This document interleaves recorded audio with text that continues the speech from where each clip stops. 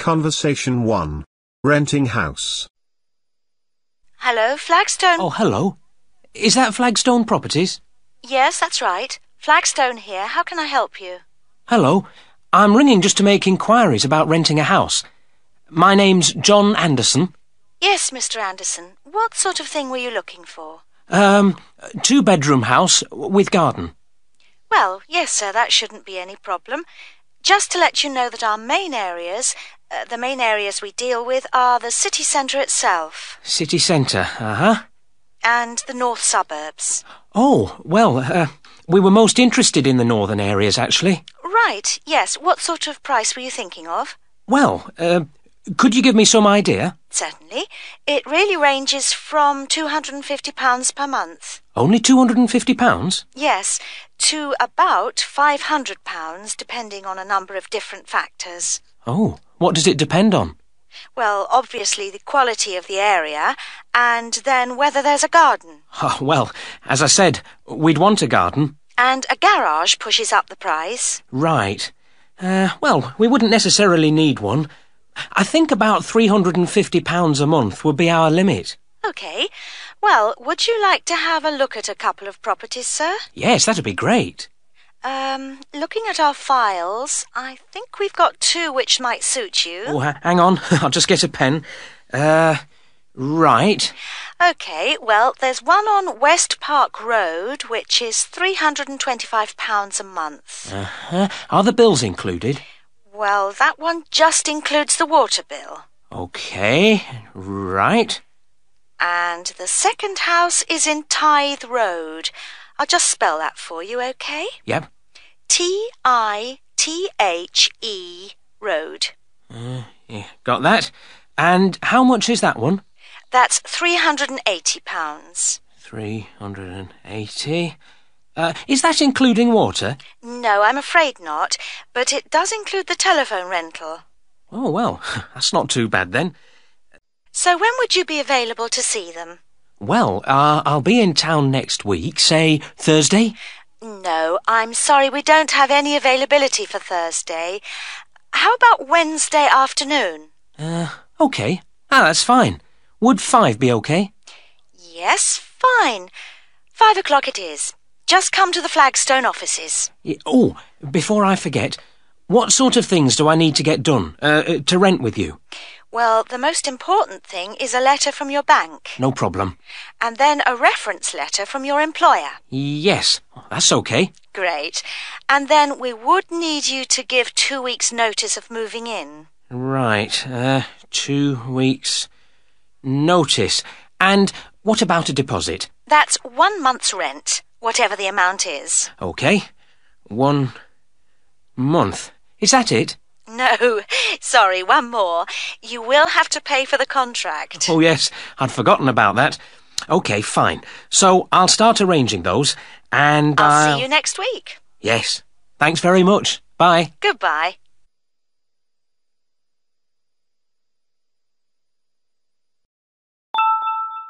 Conversation 2.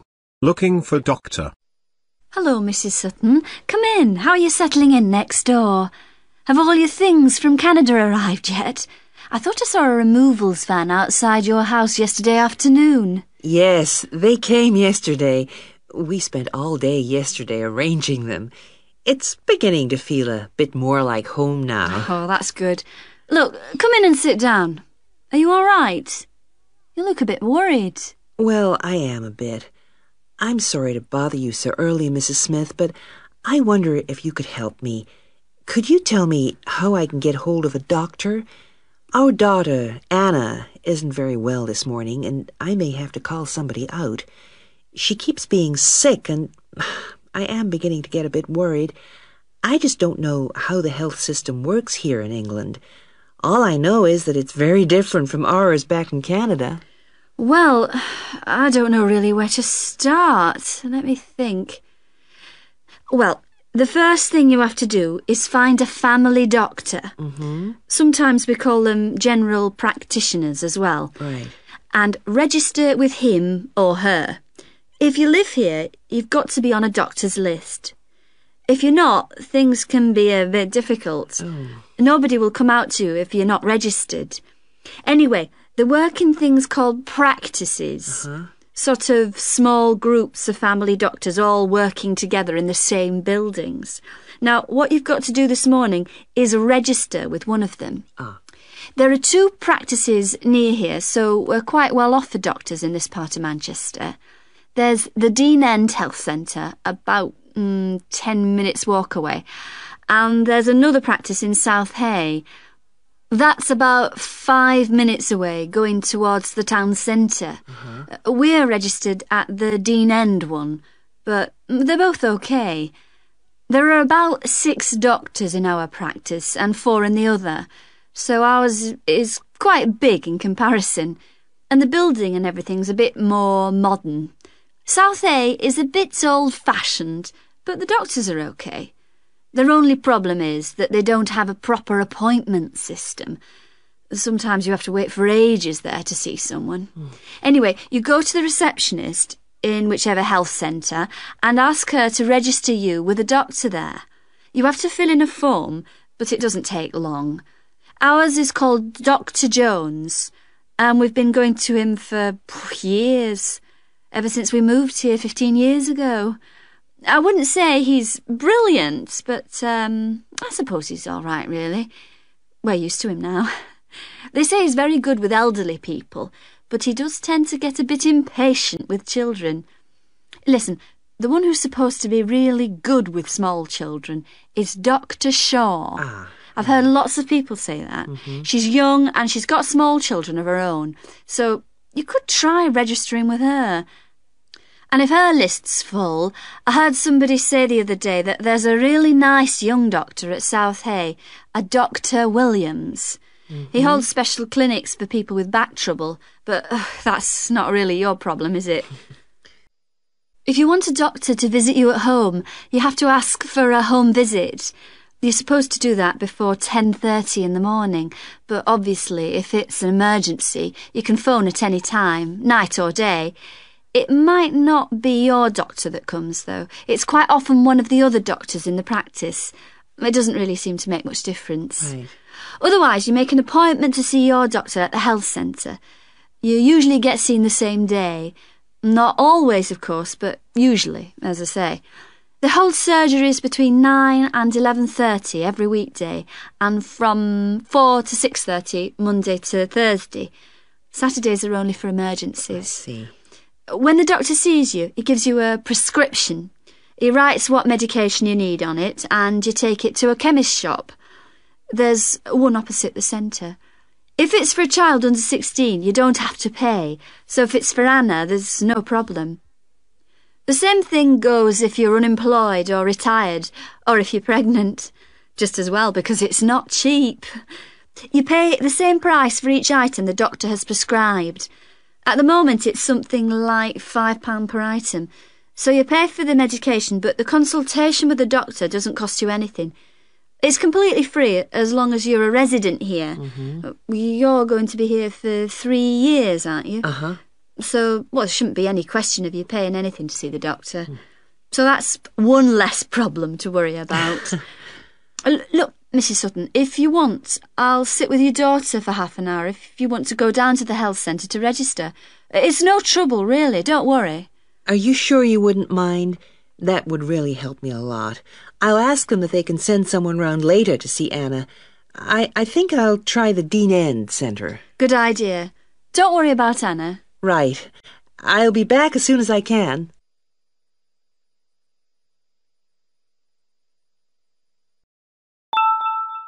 Conversation 3. Job interview. Hello. Jonathan Briggs, isn't it? Yes, that's right. Do come in and sit down. Thanks. Right. Well, Jonathan, as we explained in your letter, in this part of the interview, we like to talk through your application form, your experience to date, etc. And then in the second part, you go for a group interview. Group interview. Yes, I understand. So, your first degree was in economics? Yes, but I also did politics as a major strand. And you graduated in 1989? And I see you've been doing some teaching. Yes, I worked as a volunteer teacher in West Africa. I was there for almost 3 years in total, from 1990 to 1992. How interesting. What organisation was that with? It's not one of the major ones. It's called Teach South. Oh, right. Yes, I have heard of it. It operates in several African countries, doesn't it? And what kind of school was it? A rural cooperative. Oh, a rural cooperative. How interesting. And what did you teach?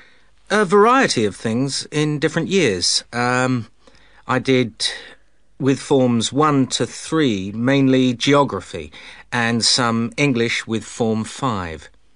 Then, in my final year, I took on some agricultural science with the top year. That's form 6. Right. Quite a variety, then. I also ran the school farm. How interesting. And how did you find the whole experience? I'll be honest with you. At the end of the first year, I really wanted to leave and come home. Oh, why was that? Well, I was very homesick at first and missed my family. Oh, yes, I can understand that. And I also found it frustrating to have so few teaching resources.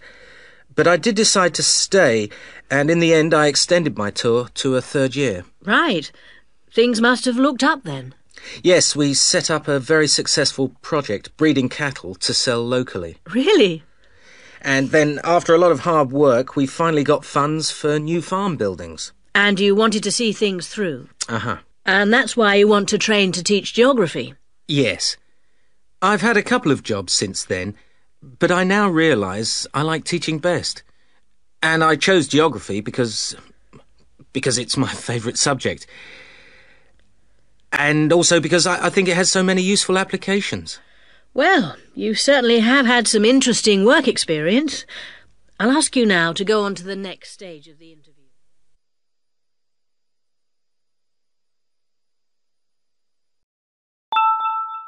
Conversation 4. School activity. Sorry to keep you waiting. Well, firstly, let me give you this booklet. It tells you a bit more about the school, the courses, and the social activities we offer. Now, on the first page, there's an outline of this morning's activities. There, you see. The programme starts at 10 o'clock. Try not to be late, as it's a very full day. At 10 o'clock, all the new students will gather in the main hall to meet the principal and the rest of the staff. In fact, you spend most of the morning in the main hall. Where's that? I'll show you in a minute. Just let me quickly run through this morning's events first, and then I'll explain how to get there. Yes, OK. Right, where were we? Yes, so the principal's talk will last about 15 minutes, and then the director of studies will talk to you for half an hour about the courses and the different requirements for each. After that, the student advisor will tell you about the various services and activities we offer to students. Any questions? So, all of this is in the main hall? That's right. And then you'll go next door to classroom 5 at 11 o'clock. What happens there? You'll have a test. Test? I don't like the sound of that.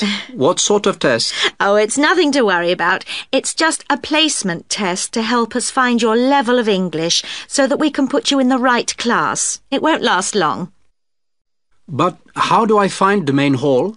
Right. If you look on the back of the booklet I gave you, you'll see a map of the school. Let me show you. Look, you came in through the main entrance here, and now we're here at reception. Now, to get to the main hall, you walk on to the end of this corridor in front of you, and then you turn left. Walk along past the language laboratory, and then past the library, which is next to the language lab on the same side, and facing you is the main hall at the end of the corridor. You can't miss it. So, it's next to the library, in fact? Yes, that's right. I should be able to find that. And do you have a computer laboratory? Yes, we do. Could you tell me where that is? Certainly, yes. You go down to the end of this corridor again, but this time don't turn left, turn right away from the main hall. The computer lab is immediately on your right, OK? And where's the staff room in case I need to find a teacher at some stage? The staff room is near the main entrance, on the left over there, just opposite the reception desk. In a day or two, I'm sure you'll find your way around very easily. Oh, one last thing. Is there a student common room? Oh, yes, I forgot to mention that. It's this area here, very close to where we are now, to the right of the reception desk as you come in the main entrance. There's tea and coffee facilities there. Great. Thank you very much. You're welcome.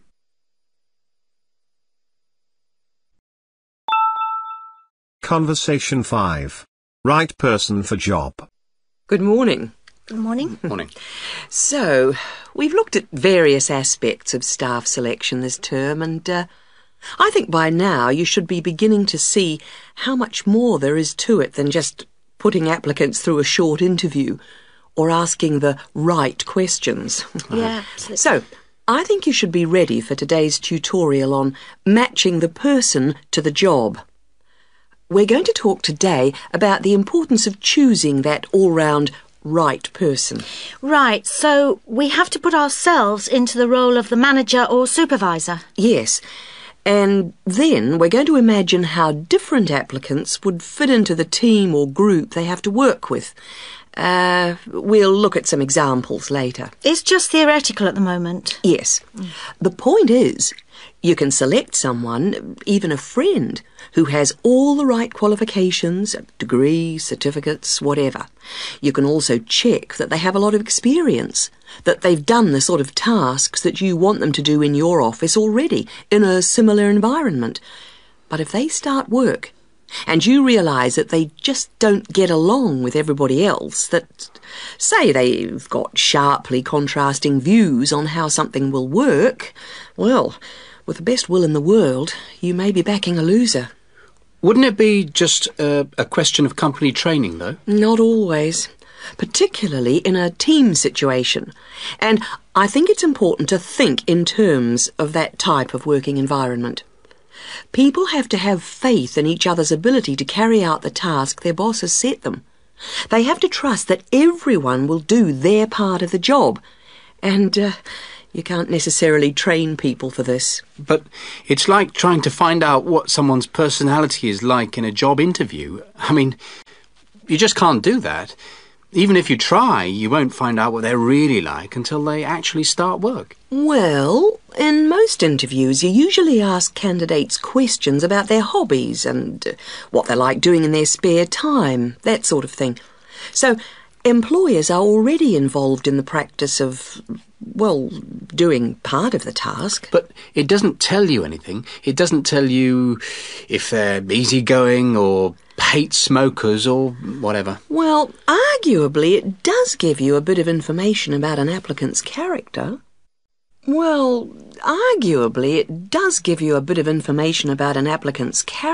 But also, more and more employers around the world are making use of what are called personality questionnaires to help them select new staff. And What's it called? A personality questionnaire. They have to be filled out by the candidates sometime during the selection procedure, often just before an interview. The idea is actually quite old. Apparently they were used by the ancient Chinese for picking out clerks and civil servants, and then later they were used by the military to put people in appropriate areas of work. They've gained a lot of ground since then, and there are about 80,000 different tests available now, and almost 2/3 of the large employers use them. Which makes you think that there must be something in them. That's right.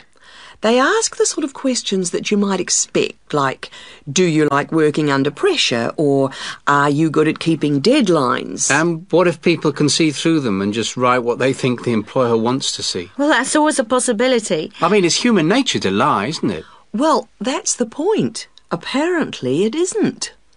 These tests are compiled by experts, and they believe that the answers can provide a few simple indicators as to roughly the type of person that you are, that people will generally be truthful in that situation. And then you can go some way towards finding out whether someone's, say, forward-looking, a go-ahead type of person, or resistant to change. Yes, and there are all kinds of other methods which can be...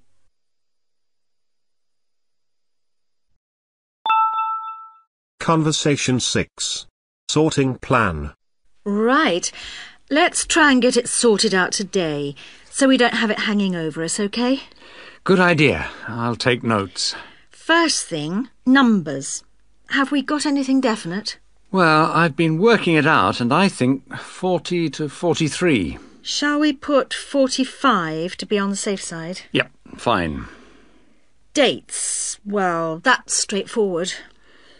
The last working day before Christmas, which is... Which is December the 21st. Which is going to be pretty difficult to book at Christmas.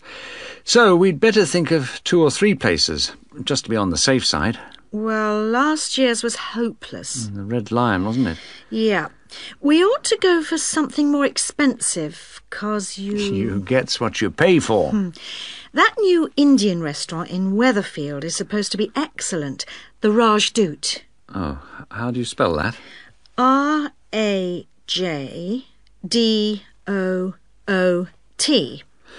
It's bound to be packed. Well, let's put that down as the first choice and have some backups. What about the Parkview Hotel as a second choice? Yes, that's always reliable.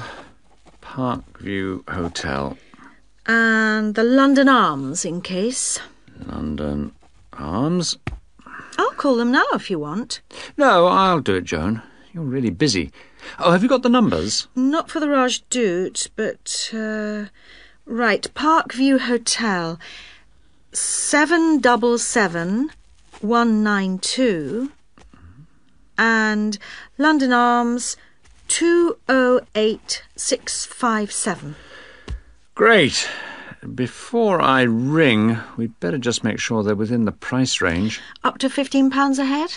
I think you'll find some people won't be able to go that high. Well, you can't get anything decent under £10.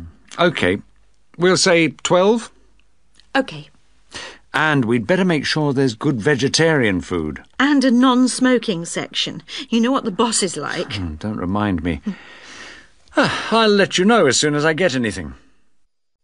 Good news. I found Rajdoot's number straight away, and they can fit us in. Their Christmas menu sounds great. What is it? French onion soup or fruit juice. Uh-huh. Roast dinner or lentil curry. Sounds ordinary, but my friend said it was really tasty. Lentil curry. That's unusual. And then for dessert, there's traditional plum pudding or apple pie, plus coffee. That sounds really good for £12. Did you book it? Well, I said I'd check with the staff first, but they did say they'd hold the booking until next Wednesday anyway. Oh, and if we go ahead, they'd like a £50 deposit. 50 is normal. That's fine. And they want a letter. Right, to confirm. Oh, and they say with such large numbers, we have to choose the menu in advance. Well, that won't be a problem. I'll put up a notice with details of the restaurant and the menu. When did you say they wanted confirmation by? It was, let's see. The 4th of November. Where do you think I should put up the notice? Where everyone's guaranteed to see it? On the cafe notice board, I should think. Hardly anyone looks at that. Well, the newsletter's probably your best bet. Good idea. I'll go and do that now.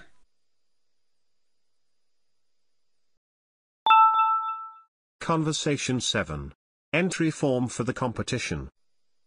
Good morning, Mrs. Collins. I just wondered if you could help me with this entry form for the Young Electronic Engineer competition.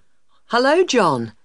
Oh, you've made the jigsaw for blind children with the bleeper. When they put a piece in correctly, that's right.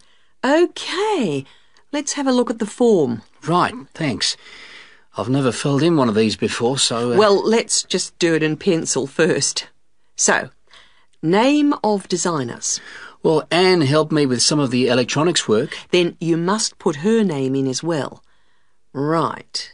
Anne Ray. Sorry, it's A-N-N-E, and her surname is spelt R-E-A.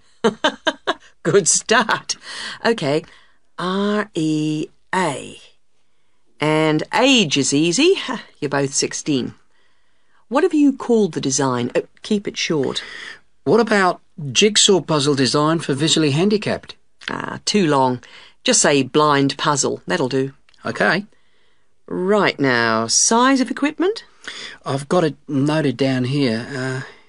Yes, width is 20 centimetres. OK. Length is 50 centimetres, and then the depth is, well, it's very little. What would you say? I think you can be approximate. I'd say 2.5 centimetres. And the electricity supply? Is it mains operated? No, it isn't. It's actually battery. OK. Right, battery. Fine. OK, it's the next bit that I'm really not sure what to put. Well, special features means what is really new about this? You know, suitable for the group you made it for. Well, it's safe for children. That's fine. Put that in. OK. And of course, we think it's educational. Yeah, there you are. You've done it. Anything else? Well, I think the price is good. That's probably the most important factor. OK, cheap price. Which brings us on to the next bit. What's the cost? Well, the pieces we made out of old wood, they cost, $5. And the electrics? They were more expensive, say $9.50. Brilliant. Now, what do they mean by other comments? It's just a chance for you to say anything about the equipment and problems you envisage. Well, we'd really like help with making plastic instead of wooden pieces. Well, put something like, need help to make plastic pieces. OK. And the other thing is, we'd like to develop a range of sizes. Well, that's fine then. Just put that. And the last bit is, when will you send the equipment? Well, we've got a lot of work on at the moment, and we want to get it as good as we can. Well, say 25th of June? Can't we make it later? Well, the last date is the 1st of July. Why not say that? OK, that's what I'll put. So, that's the lot. That's brilliant. Thanks very much, Mrs. Collins. I'll send it off straight away. Glad to be of help. Very best of luck to you both. Thanks. Bye. Bye.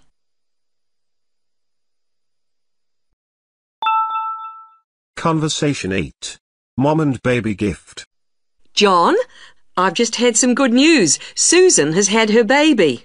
Do you know when she had it? Yesterday, the 10th of August. Oh, my father was born on August the 10th. Give me the details and I'll make a note for everyone at work. OK. Well, was it a boy or a girl? It's a boy. And what are they going to call him? Tom. Tom Lightfoot. That sounds quite good, don't you think? Yes, that has quite a good ring to it. You know, he's quite a big baby. He weighed 4¼ kilos when he was born. Oh, that does sound big, 4¼ kilos. And he's long, too, 46 centimetres. Tall parents. He'll grow up to be over 2 meters, I'd say. With masses of black hair, curly black hair. You know, we should go and visit them in hospital. What about tomorrow afternoon at around 1 p.m? Yes, okay. Where should we meet? I could come and pick you up at your house if you like. Yes, that would be wonderful. My car is still off the road. Just refresh my memory. What's the address again? It's 15 Chesterfield Road, Paddington. It's next to the library, isn't it? Not exactly. It's next to a bank. The State Bank, actually. The library is opposite us on the corner. That's right. And there's a garage on the other street corner. I remember now. So you'll pick me up at 1:45, and we'll be there at 1 easily. Now, what should we take? We must take them something. I always think flowers are good to take to someone in hospital, don't you? Well, not really. Everyone always brings flowers and they don't last. I think it's much better to take a pot plant so she can take it home with her. Yes, but then she has to remember to water it. And what about a big box of chocolates? OK. Chocolate sounds fine. We should get something for the baby too. What do you think? Yes, you're right. What do you think of something like baby shampoo or talcum powder? Or we could get a little hat or something like that. We don't know the size or the right colour, do we? I think we should get something they wouldn't normally buy. What about a soft toy of some sort? Yes, a soft toy. What about a teddy bear? I could get one early tomorrow at the market, And I could probably get the chocolates there, too. Good. So you'll pick me up at 1:45 at my place, and I'll make sure that I've got the presents.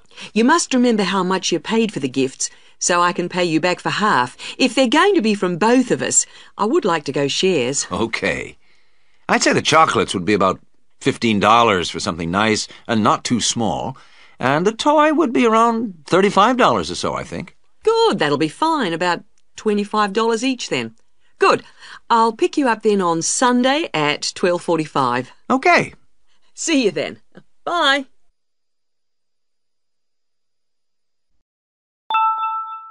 Conversation 9.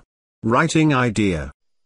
Well, Amina, thanks for letting me have your draft in such good time. Oh, that's all right. I was just very anxious to hear what you think of it. You can see that I decided to change the topic. I had been interested in looking at Bering's factory. Oh, I think the hospital was a much better choice. In fact, well, I have to say that I thought it was good. Oh. There's still lots of work to be done. Oh, yes, of course. But there's plenty of good ideas. It opens well, and the first chapter is fine, but the middle section really stood out for me. Most interesting. That's amazing, because I really didn't find it a bit easy to write. How long did you work on the whole thing? Well, I spent about 2 or 3 weeks reading and doing general research, and then I dashed the writing off very quickly. So about 4 weeks in all. Well, that's about par for the course. You've got a while yet to make the changes. Oh, right. No problem. Right. Let's have a look at my notes here. Okay, starting with section headings. The broad divisions are good, but you'll have to redo the actual headings. I've made some suggestions in the margins. Okay, thanks. Now, this information on local housing. I can see why you put it there, but it really isn't relevant to the approach you've taken. I think I see what you mean. Now, what did I say about the interviews? Oh, I worked very hard on those. I really thought they were valuable. Oh, they are, Amina, but they're very complex and rather unclear at the moment. You're going to have to spend a bit of time making the data a lot clearer. Okay, as long as I don't have to remove them altogether. No, don't worry. What about the chronology, the list of dates? I wasn't sure whether I should rewrite those. My advice on that is to take them out. I feel it makes the whole piece appear too simplistic. Okay, if it'll help. Now, there are a couple of other books I'd like you to look at. Have you got a pen? Right. Approaches to Local History by John Mervis. Right. And then I think you need to think about ways of representing interview data. Have a look at Sight and Sound by Kate Oakwell. Sight and Sound. And you know I'm going away on holiday next week. Yes. So when you've made the changes, I suggest you show the work to your support tutor. Support tutor. Right. Then you do the proofreading. Proofreading. When by, do you think? I'd aim for the 29th of June. And after that, you should get it laser printed. But be careful, because the computer center closes on the 10th of July. And then I hand it in to... Oh, the faculty office, as usual. Okay, that's fine. I think I'm all set now. Thanks very much for all your help. A pleasure. See you when I get back. Yep. Thanks, Dr. Bryson. Bye. Bye.